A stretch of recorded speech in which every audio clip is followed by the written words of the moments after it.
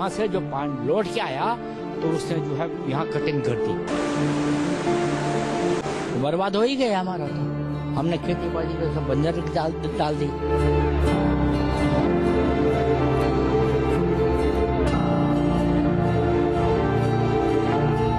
क्या आपने कल्पना की है एक ऐसे गांव की जहां की जमीन खिसक रही हो, खेत वक्त के साथ छोटे होते जा रहे हैं, जहां पत्थर की बारिश होती हो और हर घर में दरार हो। भारत एक खोज में आज हम आपको ले चलेंगे एक ऐसे गांव में जहां आपदा ने इस गांव के अस्तित्व को ही खतरे में डाल दिया है। लोगों के पास घर है लेकिन छत नहीं, और मॉनसून में लोग गांव छोड़कर चले जाते हैं। कैसे खुशहाल गांव बर्बाद हो रहा है, आज हम आपको उसी गांव से रूबरू कराएंगे।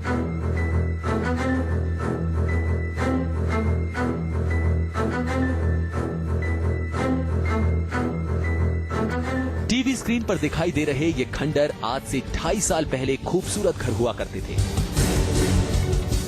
बंजर हो चुका पूरा इलाका कभी खुशहाल हुआ करता था, जिसे दुनिया सेमी गांव के नाम से जानती थी। सेमी तो आज भी दस्तावेजों में दर्ज है, लेकिन हकीकत में देखा जाए तो इसका वजूद धीरे धीरे खत्म होता जा रहा है।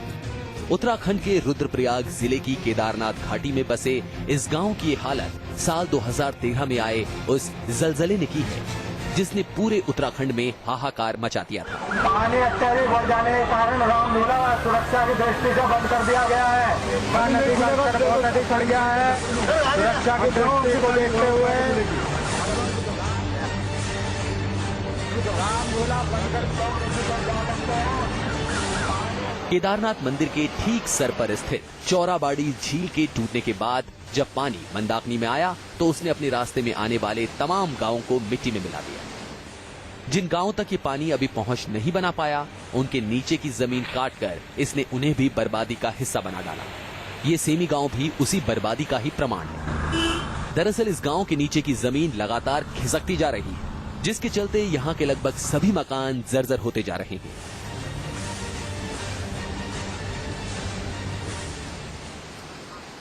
गांव के कई सारे मकानों का अस्तित्व खत्म हो चुका है। जीवन भर की पूंजी जोड़कर अपने सपनों का आशियाना इंसान बनाता है, लेकिन जब उसके हालत कुछ इस तरीके की हो जाती है तो फिर क्या कीजिए ये कुछ समझ नहीं आता। और जब इसकी वजह ये हो कि आपके वो जमीन जिस पर वो बुनियाद जिस पर मकान खड़ा है वो ही खिसक जाए, तो फिर एक बड़ी त्रासदी उस व्यक्ति के जीवन में जन्म लेती है। और सेमी गांव में लगभग जो परिवार हैं, जितने परिवार यहाँ रहते हैं, उन सभी परिवारों के साथ अब इस तरीके की स्थितियां आना शुरू हो गई हैं। शुरुआत में 19 परिवारों के मकान कुछ इस तरीके से ढह गए, और अब आपको ये भी समझाते हैं कि ये किस तरीके का फिनोमिना है, किस तरीके की प्रक्रिया हुई जिसके बाद ये मकान इस अवस्था में पहुंच गए। ये रास्ता जो आप देख रहे हैं ये सीधा रास्ता हुआ करता था उस मकान तक जाने के लिए, लेकिन बीच में ये पूरी जमीन जो है, ये पूरी जमीन धंस गई, पहाड़ खिसक गया। और आप देख सकते हैं कि ये चट्टानें इस खिसकने के बाद जो ऊपर रही होंगी कभी आज नीचे आ गई। जो पेड़ थे इन ढलानों पर वो नीचे गिर गए, और ठीक उसी तरीके से वो मकान जो उस बुनियाद पर खड़ा था, उस जमीन की बुनियाद पर खड़ा था, वो भी पूरा का पूरा मकान इस तरीके से ढह गया है। कुछ वही हाल उस दूसरे मकान का भी है, जो ये बताया जा रहा है, जो स्थानीय लोग बता रहे हैं कि कभी ठीक इस जगह पर हुआ करता था। इस जगह पर ये मकान हुआ करता था जहां पे कुछ अवशेष इस मकान के आपको दिखाई दे रहे हैं, और जब ये जमीन पूरी खिसकी तो वो मकान उस नीचे जाकर जमीन दोज हो गया है। अब इस इलाके के आसपास रहने वाले जो लोग हैं वो भी कुछ सहमे हुए हैं। इस मकान को भी बहुत बमुश्किल बुनियाद में किसी तरीके के जुगाड़ टेक्नोलॉजी अपनाकर इसको किसी तरीके से इसकी मरम्मत करके इसको अब रोका गया है, लेकिन बहुत ज्यादा उम्मीद नहीं है कि इस तरीके से भी ये मकान कुछ दिनों और तक चल पाए। वजह इसकी ये बताई जा रही है कि वो दूर जो मंदाकिनी नदी बह रही है वो लगातार इस पूरे पहाड़ का कटाव कर रही है, और एक आने वाले समय में ये तमाम जो मकान हैं, इस इलाके के जो तमाम मकान हैं, वो धीरे धीरे जमींदोज होने की कगार पर आने लगे हैं और मकानों में पड़ती दरारें जो हैं वो इस बात की गवाह हैं कि कभी भी कोई बड़ा हादसा इस गांव में हो सकता है और ये भी हो सकता है कि सेमी गांव का जो अस्तित्व है वो शायद फिर कभी रहे या ना रहे। सरकारी मदद कितनी और कहां तक पहुंच पा रही है, ये इस पर भी एक बड़ा सवाल है, कई प्रश्न चिन्ह हैं, लेकिन सवाल अभी भी यही है कि यहां रहने वाले लोगों के लिए 2013 की आपदा अभी भी खत्म नहीं हुई है। हालात इतने खराब हो चुके हैं कि ऐसा शायद ही कोई मकान होगा जिसे इस तरह की बड़ी दरारों ने अपना शिकार न बनाया हो। ये जो केदारनाथ से जो आपदा आई थी उसी 16-17 तारीख को उसी दिन से हमारे गांव में ये दरारें आने शुरू हो गई थी। उस दिन तो हमने समझा नहीं कुछ नहीं, तब जब धीरे धीरे दरारें आई, जब पानी रुका, नीचे एलएनटी के कंपनी के जो बड़ी मशीनें वहां नीचे उनका वो बना रखा था, सीमेंट बनाने के प्लांट बना रखा था, उसमें जब पानी रुका तो जमीन के अंदर पानी घुसा और थोड़ा धीरे धीरे करके हमारे मकान, हमने जब 15-16 दिन हो गए तब हमने जाने हमारी जमीन नीचे धंस रही है। तो जो ये आपदा आई, जो हमारे गांव ये धंस रहा है, जो केदारनाथ की आपदा आई उसी दिन से ये शुरू हुआ। ऐसा नहीं है कि गांव सिर्फ आपदा की ही मार झेल रहा है। सरकारी प्रोजेक्ट्स ने गांव के हालात बद से बदतर कर दिए हैं। केदार घाटी में बनने वाली बिजली परियोजनाओं ने गांव का बड़ा नुकसान किया। गांव से कुछ ही दूर पर एक बिजली परियोजना का पावर हाउस और डैम था, जो भारी मात्रा में पानी भर जाने के बाद टूट गया, जिसके बाद पानी का स्तर इतना बढ़ गया कि सेमी गांव के ठीक नीचे की जमीन कटने लगी।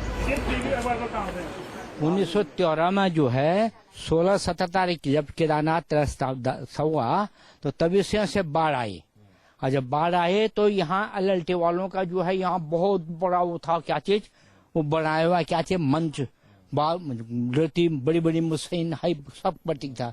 तो वो जो पानी जो ऐसा है यहाँ भैंसारी में क्यों नहीं गया, वो भैंसारी क्यों नहीं टूट यहाँ पड़ोस गाँव में, पर लेकिन वहां से जो पानी लौट के आया तो उसने जो है यहाँ कटिंग कर दी, और जब वहाँ नदी ने जो है अपने तेजी बहाव के कारण उसको बहा दिया, तब जाकर कुछ यहाँ थोड़ा सा शांति हुई। लेकिन जो है कुछ पानी यहाँ अंदर का बरसात का और कुछ पानी जो है उसका, उन दोनों मिश्रण ने जो गांव को बर्बाद कर दिया।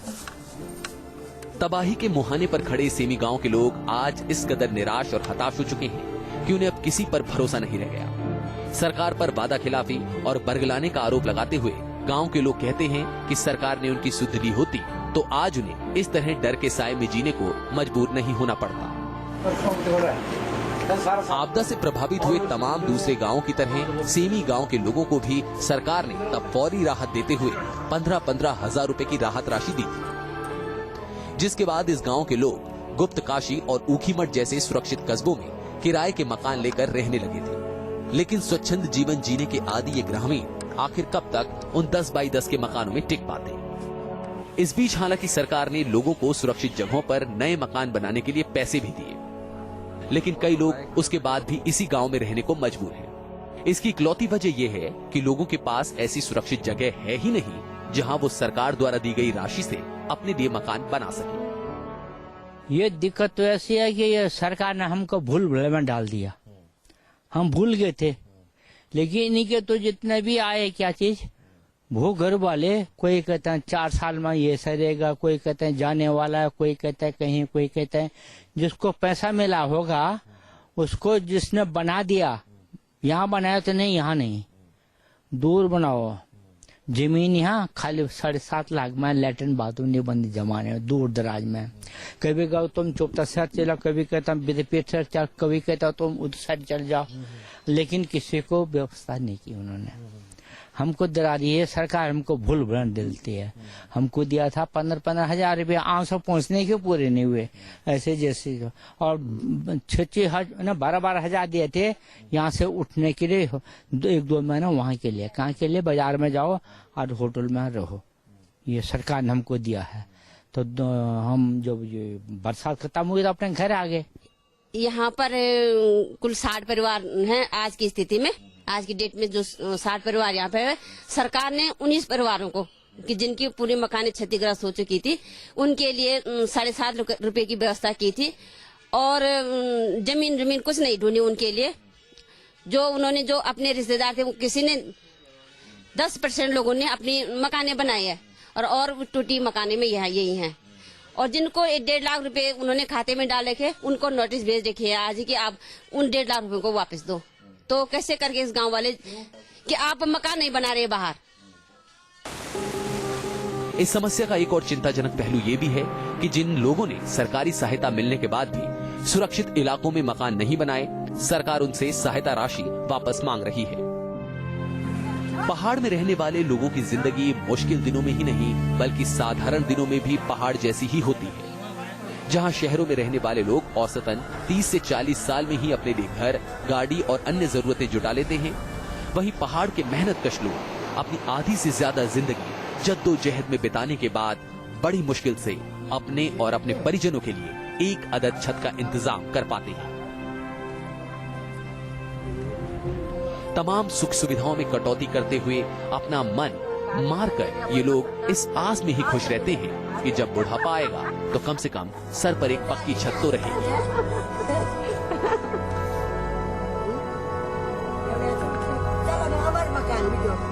लेकिन 80 साल के इस बुजुर्ग को देखकर आपका दिल दिमाग क्या कहेगा? भारतीय डाक सेवा जैसी अच्छी खासी सरकारी नौकरी से रिटायर होने के बाद भी इस बुजुर्ग को एक टिन के अस्थायी मकान में रहना पड़ रहा है। अपनी जीवन भर की कमाई से इन्होंने 2 मकान बनाए थे, लेकिन साल 2013 की आपदा ने इनसे वो दोनों ही मकान छीन लिए। आज आलम यह है कि भयंकर बीमारी की चपेट में आ चुके ये बुजुर्ग अपने 2 बेटों के बावजूद इस तरह टिन के मकान में अकेले रहने को मजबूर हैं। वर्ल्ड बैंक से 5 लाख रुपए की मदद मिलने के बाद इस बुजुर्ग ने 1-2 कमरों का मकान बनाया है, लेकिन इनके 2 बेटे अपने परिवार के साथ रहते हैं। ये खुद भी उनके साथ रहना चाहते हैं, लेकिन जानते हैं कि जगह की कमी के चलते ऐसा संभव नहीं है। 2 बनाए हैं, दोनों गए, दोनों के मैंने जिंदगी भर की कमाई यहाँ पर था। एक मकान उस पर लगाया, 8 कमरे थे, 2 किचन, 2 लैट्रिन, 2 बाथरूम, सब कुछ था। वो सब गया, अब मेरे पास कुछ नहीं है। खेत गांव की शान होते हैं, वहीं गांव में रोजी रोटी और आय का एक बड़ा जरिया है। लेकिन सेमी गांव के लोगों की आंखें खेतों की हालत देखकर भर आती हैं। यहाँ हालात पूरी तरह उल्टे हैं। यहाँ खेती से रोजगार तो क्या बल्कि 2 वक्त का खाना भी जुटाना बहुत मुश्किल है। और सबसे बड़ी बात, इनका खेतों के सिवा कोई सहारा ही नहीं है। ऐसे में ये लोग इन खेतों से जो रूखा सूखा जुटा पाते हैं उसी से जिंदगी काट रहे हैं। बर्बादी का आलम यही नहीं थमता, इस गांव के खेत छोटे भी होते जा रहे हैं। दरअसल गांव के नीचे की जमीन खिसकने की वजह से इस गांव के मकानों पर ही नहीं बल्कि खेत खलिहानों पर भी खतरा पैदा हो गया है। सेमी गांव में सिर्फ मकानों के लिए मुसीबत नहीं है, इस तरीके के जो खेत हैं, गांव वालों के जो खेत हैं, ये पूरे के पूरे खेत भी खतरे की जद में हैं। इसकी एक बड़ी वजह हम आपको बताते हैं। ये आप देख सकते हैं कि ये बाउंड्री है सीढ़ीनुमा खेत की, इसे डॉल कहते हैं जो स्थानीय लैंग्वेज है उसमें। ये कैसे खिसक रही है आप देखिए, ये जो मिट्टी है ये नीचे खिसक चुकी है पूरी की पूरी, और ये लगातार जो सिलसिला है वो जारी है। खेत भी धंस रहे हैं। तो कुल मिला के ना मकान सेफ है, ना पशु सेफ है, ना ही इनके खेत सुरक्षित रहे हैं। सेमी का ये पूरा गांव जो है ये धीरे धीरे दरक रहा है और कब जमींदोज हो जाए कुछ कहा नहीं जा सकता। ये एक बड़ी अलार्मिंग सिचुएशन है। ये एक ऐसा वक्त है जब इस गांव के ऊपर खतरा मंडरा रहा है। इस खेत में आप चारों तरफ आप ये बड़ी बड़ी पत्थर, बड़े बड़े चट्टान जो आप देख रहे हैं, ये जो पत्थर आप सामने देख रहे हैं, ये पत्थर जब पहाड़ खिसक रहा है, ये ठीक ऊपर जो पहाड़ खिसक रहा है उससे लुढ़कते हुए पत्थर इन इलाकों में, इस खेत में आकर गिर रहे हैं। इसकी जद में इंसान भी आ सकते हैं, जानवर भी आ सकते हैं, क्योंकि ये पहाड़ अब धीरे धीरे खिसक रहा है नीचे की तरफ। और यही वजह है कि सेमी गांव पर एक बड़ा खतरा अब मंडरा रहा है। इस पूरे खेत में हमें जगह जगह बड़ी बड़ी चट्टानें दिखाई दे रही हैं जो इन पहाड़ों से लगातार गिर रही हैं, लोग सहमे हुए हैं, डरे हुए हैं, लेकिन मुआवजे का खेल हर आपदा के बाद जिस तरीके से होता है, 2013 की आपदा के बाद भी सेमी के लिए ये खेल चलता रहा और इनके लिए आपदा अभी भी बाकी है।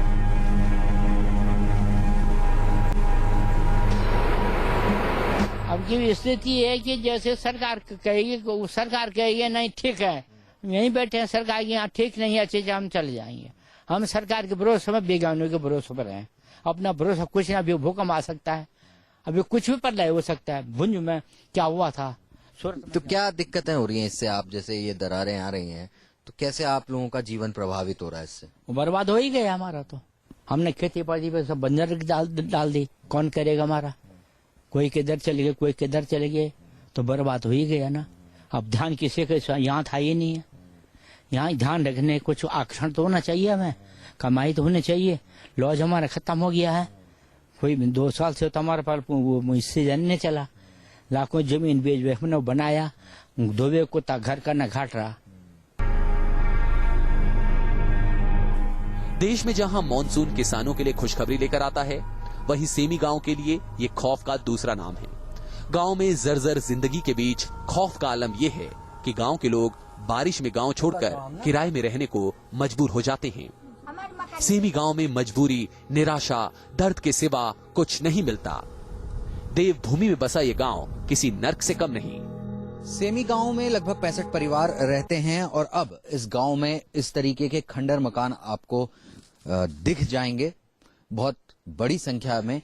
इसका कारण यह है कि लगातार इसके नीचे की जो बुनियाद है वो खिसक रही है और बड़ी बड़ी दरारें इनको खंडर में तब्दील कर रहे हैं। कई मकान ऐसे हैं जो पूरी तरीके से खाली हो चुके हैं सेमी गांव में, और ऐसा ही एक ये मकान है जो कि पूरी तरीके से खंडर में अब धीरे धीरे तब्दील हो गया है। बहुत खस्ता हालत इसकी है और इस बात का डर हमें लग रहा है कि जिस समय हम इस पर खड़े हैं, मौजूद हैं, ये दरारें हमें डरा रही हैं कि कहीं ये भरभरा कर अब ये गिर ना जाए।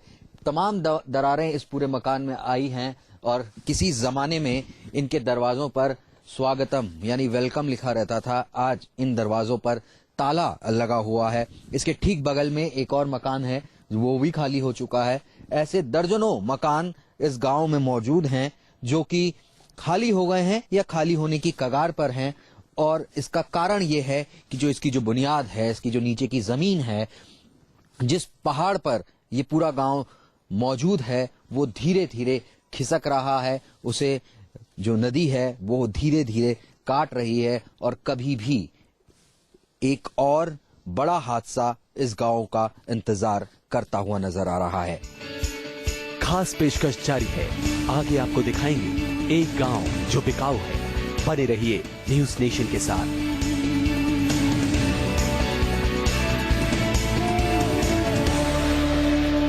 मुंबई से 50 किलोमीटर दूर हम एक ऐसे गांव में पहुंच चुके हैं जहां गांव वाले अपना कोई सामान नहीं बेच रहे, अपना जमीन नहीं बेच रहे, अपना घर नहीं बेच रहे, बल्कि पूरे गांव वालों ने मिलकर ये फैसला किया है कि वो इस गांव को ही बेच देंगे। और इसीलिए गांव में जगह जगह पर इस तरह के बोर्ड लगे हुए दिखाई दे रहे हैं जहां लिखा हुआ है गांव विकने आहे, यानी कि गांव को बेचना है। संपर्क ग्रामस्थ मंडल चिराड़पाड़ा। चिराड़पाड़ा ये वो गांव है जहां गांव वाले इस गांव को ही बेचकर यहां से चले जाना चाहते हैं। आखिर क्या वजह है, क्यों ये गांव वाले अपने इस गांव को बेचना चाहते हैं, यही जानने के लिए हम चिराड़पाड़ा पहुंचे हैं और अब गांव के अंदर जाकर हम ये जानने की कोशिश करेंगे कि आखिर क्या वजह है कि गांव वाले अपने इस गांव को बेचना चाहते हैं।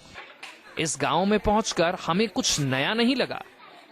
ये गांव भी भारत के लाखों साधारण गांवों की तरह ही था, लेकिन गांव में हमारे पहुंचने के साथ ही गांव वालों में एक हलचल सी नजर आई। शायद इन्होंने सोचा हो कि हम इनके गांव को बिकवाने में इनकी मदद करेंगे, लेकिन हम तो यहाँ ये जानने पहुंचे थे कि आखिर इस गांव को बेचा क्यों जा रहा है। इस गांव को अगर देखें तो कहीं ना कहीं एक साधारण गांव की तरह ये गांव भी है, लेकिन जब हम इस गांव में पहुंचे और लोगों से ये जानने की कोशिश की कि आखिर इस गांव को लोग क्यों बेचना चाहते हैं, तो लोगों की एक भीड़ हमारे साथ जमा हो गई। हर कोई अपनी परेशानी हमें बताना चाहता है, अपने घरों तक ले जाकर हमें दिखाना चाहता है कि आखिर इनकी दिक्कतें क्या हैं। हमारी परेशानी ऐसा है कि 10-15 साल से हम देख रहे हैं इधर 350 एकड़ का पठार है वो, तो उधर खदान ब्लास्ट होता है। वो ब्लास्ट के बारे में सब लोग हैरान हो गए। रात में कभी भी ब्लास्ट करते, बोर ब्लास्ट करते तो उनका धमाका होता है, उसमें बर्तन सब गिर जाते, वो कड़प्पा मार्बल बिरबल सब टूट जाता है। तो ये रात में बच्चे लोग सोते रहते, तो कभी कुछ हो गया तो क्या इसी परेशानी से ये लोग बहुत तंग आ गए इधर। हाँ, बहुत सारी शिकायत हमने की है, ग्राम पंचायत से लेकर सरपंच, तहसीलदार, तलाटी, प्रांत अधिकारी और लास्ट में कलेक्टर, वहीं तक हम पहुंच गए, लेकिन किसी का रिप्लाई नहीं है, किसी ने नॉर्मल कार्रवाई तक नहीं की है इस बारे में। हमको खाली घुमाते रहे वो लोग। अपने गांव में मीडिया का कैमरा देखकर लोगों में एक उम्मीद जग गई। शायद यही वजह थी कि गांव में बड़ों के साथ साथ बच्चों की फौज भी हमारे साथ चल रही थी। इस गांव में हम जहां जहां पर जा रहे हैं, गांव के बड़ों के साथ साथ ये बच्चे भी हमारे साथ चल रहे हैं। हर बच्चा अपनी शिकायत लिए हमारे साथ चल रहा है जहां जहां हम जा रहे हैं। ये बच्चे भी हमें बता रहे हैं कि क्या परेशानी है, कैसे इन्हें दिक्कत होती है और ये दिक्कत कितनी ज्यादा है। ब्लास्ट होता है तब खिड़कियां हिलने लगती है, बर्तन गिर जाते हैं। आप स्कूल जाते हो वही तो पढ़ाई करते हो तो भी प्रॉब्लम होता है? हो क्या होता है? धक्का बच जाता है, हाथ पड़ जाते हैं, बच्चे बार छोटे छोटे डर जाते हैं। डर जाते? क्या डर लगता है? क्या होता है? डर लगता है। क्यों डर लगता है? वो ब्लास्ट होता है इसलिए डर लगता है। अच्छा, कभी ऐसा घर का सामान कभी सर पे गिरा है, कभी चोट लगी है? क्या हुआ है? बर्तन गिरे, ग्लास। साफ तौर पर जब बच्चे घर में पढ़ाई कर रहे हैं, पूरे गांव की इस तरह की स्थिति है कि जब गांव में घर में लोग बैठे होते हैं, सो रहे होते हैं, बच्चे पढ़ाई कर रहे होते हैं, तो ऐसे समय में अचानक से एक ब्लास्ट होता है, एक धमाका होता है, ऐसा लगता है कि भूकंप आ रहा है और ऐसे में घर का सामान गिर पड़ता है। कभी कभी घर का पतरा जो ऊपर लगा होता है वो गिर पड़ता है, घर की दीवार जो होती है वो कांपने लगती है, घर की दीवारों में दरार पड़ जाते हैं, ऐसे एक भूकंप सा माहौल बनता है। और इनके लिए भूकंप कभी कभी की बात नहीं है, ये इनके लिए ये भूकंप रोज की बात है।